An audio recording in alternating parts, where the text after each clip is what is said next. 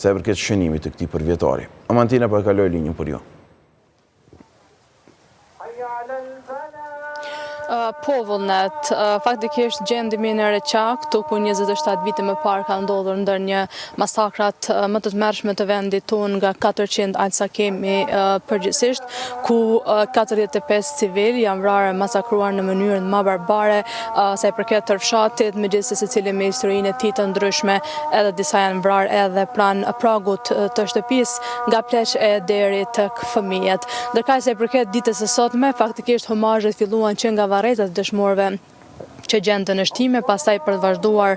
këtu tek memoriali në Reçak, ku pjesëmarrja e qytetarëve ishte jashtëzakonisht e madhe, përveç rrethinës këtu dhe patjetër shtimes me fshatra, të pranishëm qenë edhe shumë qytetarë nga shumë vende të Kosovës, të cilët thanë që kanë ardhur pak edhe nga vendet e jashtme, pikërisht për ta vizituar Reçakun sot, dhe kjo është minimumi i asaj që do mund të bënin sot. Ndërkaq përveç tyre të pranishëm qenë edhe krerët institucional e ata partijak, patjetër këtu përveç krenarisë dhe lavdisë u kërkua edhe drejtësi për masakrën, e cila nuk ka jep kërkush përgjegjësi. Përveç kësaj, pranishëm nuk ishte si të më mungonte edhe ambasadori William Walker, i cili në fakt ishte kogjo keq sa i përket anës shëndetësore dhe ju desh ndihmë për t'i kaluar shkallët cilat edhe i numëronte teksa i ngjiste ose i zbriste. Po megjithatë nuk mungoi edhe mikpritja që qytetarët tu ja bën,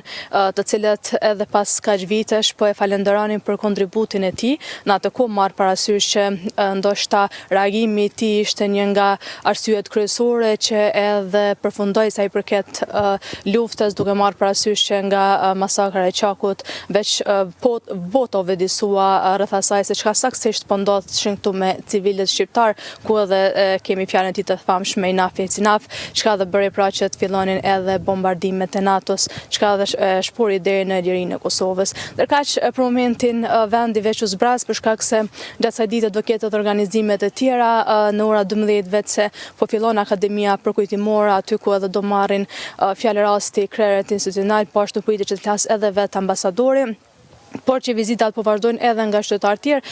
po ashtu mund të themi që Reçaku ishte i mbuluar i tëri sa i përket edhe njerëzve dhe kolonave këtu, për shkak të numrit të madh të tyre, dhe patjetër që ishte në mbikëqyrjen e Policisë së Kosovës, dhe të mos harrojmë që e pranishëm ishte edhe ambulanca këtu pranë këtij memoriali për çdo rast. Megjithatë, kjo ditë u kaloi si më së miri sa i përket edhe gjendjes emocionale, ku mbi të gjitha u dha lavdia dhe përjetimi i asaj se çfarë ka ndodhur këtu.